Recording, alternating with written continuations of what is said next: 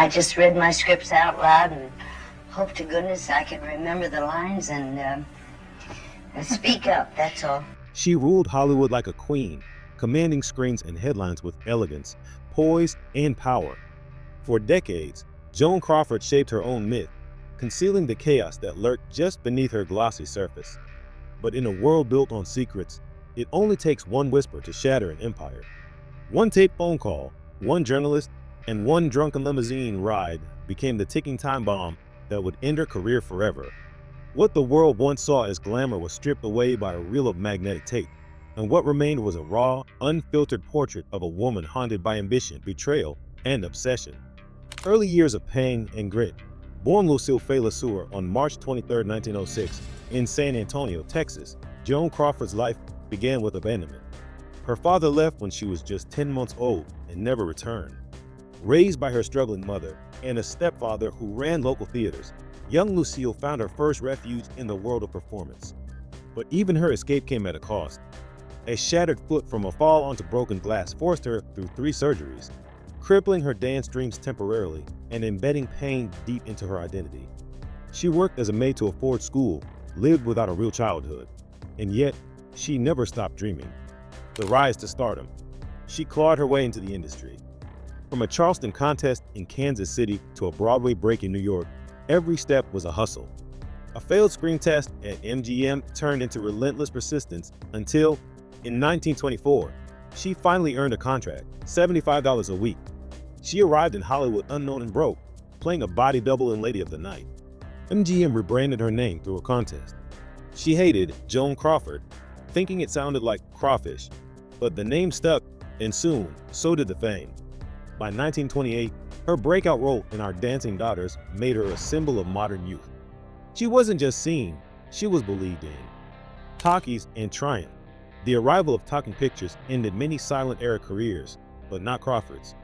Her first sound film, Untamed, was a success. In 1931 alone, she starred in 5 major productions, many opposite Clark Gable, who would become both an on-screen partner and off-screen lover. She ranked 3rd on the list of top money-making stars in 1932. The public adored her because she played women who struggled and rose, mirroring the Depression-era reality of many. Her image, both glamorous and relatable, made her a rare kind of star. The fall and the fight back. But fame is fickle. After several box office failures, including The Bride Wore Red and Mannequin, Crawford was labeled box office poison in a 1938 ad in The Hollywood Reporter. MGM gave her fewer roles, and younger stars like Judy Garland began to eclipse her. Still, Crawford refused to fade. In 1939, she took a supporting role in The Women and stole the show. By 1943, she'd had enough of MGM and left after 18 years. She signed with Warner Brothers at a reduced salary, but that move would change everything. Rebirth through Mildred Pierce. In 1945, she begged for the lead role in Mildred Pierce, a character-driven drama about a mother fighting for her daughter's love.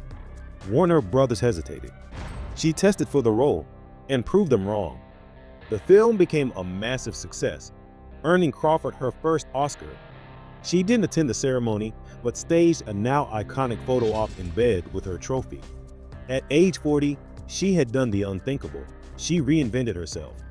Films like Humorous, Possessed, and Sudden Fear kept her relevant, earning her multiple Academy Award nominations and a new 7-year contract. The rivalry with Bette Davis.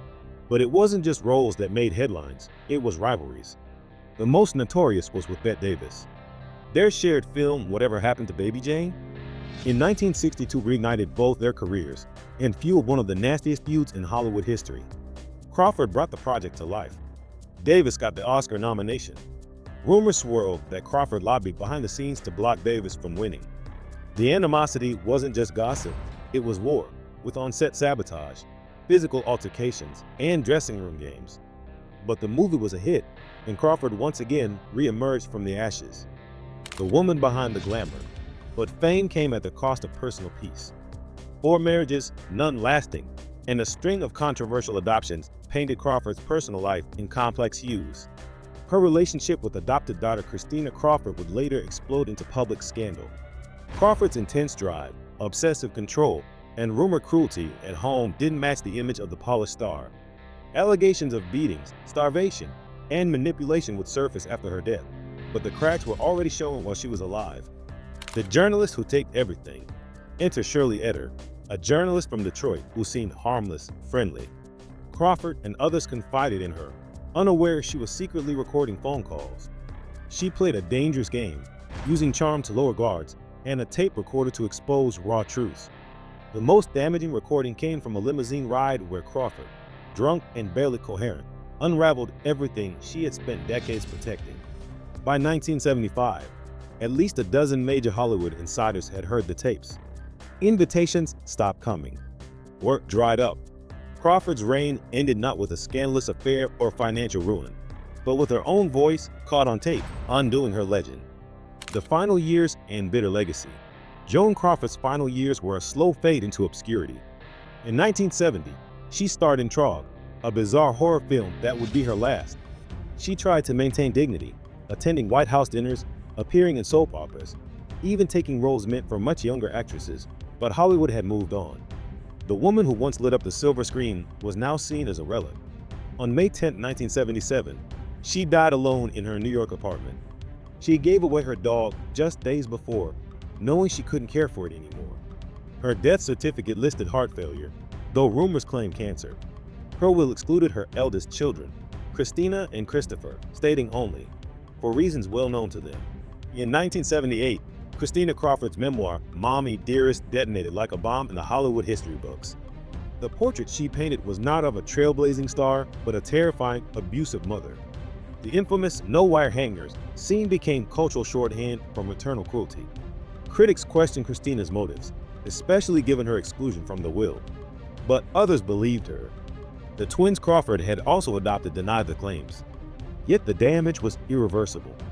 Joan Crawford's once shining name now carried the weight of trauma, scandal, and suspicion. I can still manage it quite well.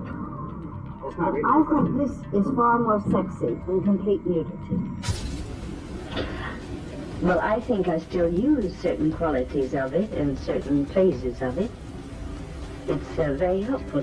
In the end, Joan Crawford wasn't undone by her enemies, her rivals, or the passing of time. She was undone by herself, by a voice that refused to stay silent, by secrets she tried to bury, and by the people who knew her best.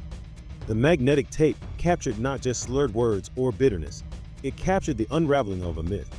Hollywood creates legends, but legends are human, flawed, and fragile. Joan Crawford's legacy wasn't destroyed in a courtroom or on camera, but in a whisper, recorded in secret, that became the echo heard around the world. If stories like this intrigue you, don't forget to subscribe for more untold truths from Hollywood's golden age.